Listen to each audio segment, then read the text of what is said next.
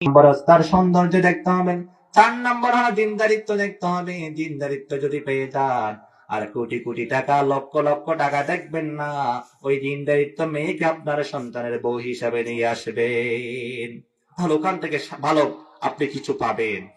কারণ আপনাকে আচ্ছা কতক্ষণ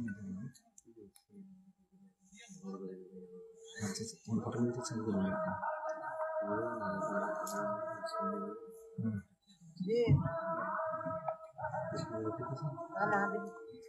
প্রিয় ভাইরা, তাহলে সন্তান আপনার আমার কাছ থেকে যে অধিকারটা পায় সেটা হলো সন্তান যখন পর্যাপ্ত বয়সে উপনীত হবে তখন তাকে কি করতে হবে, বিয়ের ব্যবস্থা করতে হবে। বিয়ে করতে গেলে 4টা জিনিস দেখবেন, তার বাড়ি কোটা বিল্ডিং এগুলো দেখবেন না, দেখবেন তার ভিতরে দিনদারিত্ব আছে কিনা। দেখবেন এরকম মেয়ে যদি আনতে পারেন আপনার ঘরটা শান্তি হয়ে যাবে। আমিরুল মুমিনিন এক সময় একটা জায়গা দিয়ে যাচ্ছেন, হযরত আমিরুল মুমিনিন হযরত ওমর ফারুক রাদিয়াল্লাহু তাআলা আনহু, সেই রাতে একটা দুধওয়ালা, এটা আমরা সবাই শুনছি, দুধওয়ালা কাহিনী। মা এবং মায়ের মধ্যে দুধের বেচা বিক্রি করে প্রত্যেক দিন, অল্প দুধ পায়, সেগুলি দিয়ে তাদের সংসার কোনো মতে চলে। ওই দিন ঠিক তদ্রুপ ভাবে হযরত ওমর ফারুক রাতে ভ্রমণ করতে চতুর্দিকে খোঁজ খবর নিচ্ছেন, কারণ রাতে মানুষের আসল চেহারাটা বের হয়।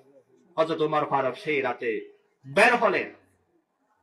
বের হওয়ার পর হযরত ওমর ফারুক রাদিয়াল্লাহু তাআলা দেখতে পেলেন একটা মা এবং মেয়ের মধ্যে কথা হচ্ছে। মা বলেছেন, মেয়ে, ও আমার মেয়ে, তাড়াতাড়ি উঠো, ঘুম থেকে উঠো, আমরা যেহেতু দুধ অল্প পাই, দুধের মধ্যে কি করতে হবে, পানি মিশাতে হবে, 2 কেজিকে 3 কেজি করতে হবে।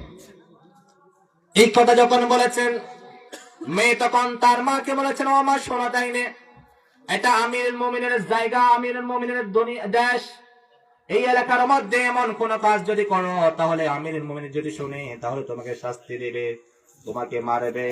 এই কথা বলার সাথে সাথে মা বলেছেন, ও আমার মেয়ে শোনো, আমিরুল মুমিনিন তো ঘরের মধ্যে ঘুমাচ্ছে, কিন্তু আমি সব কিছু শুনতেছেন।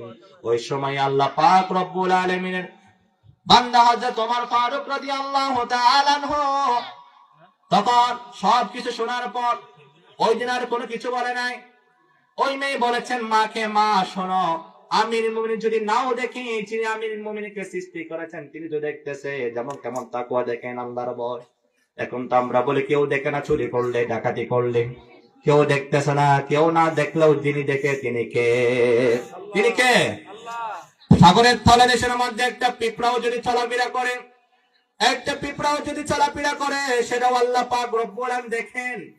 আল্লাহর চক্ষু থেকে কোনো কিছু দূরে নাই, আল্লাহর দৃষ্টি থেকে কোনো কিছু বাইরে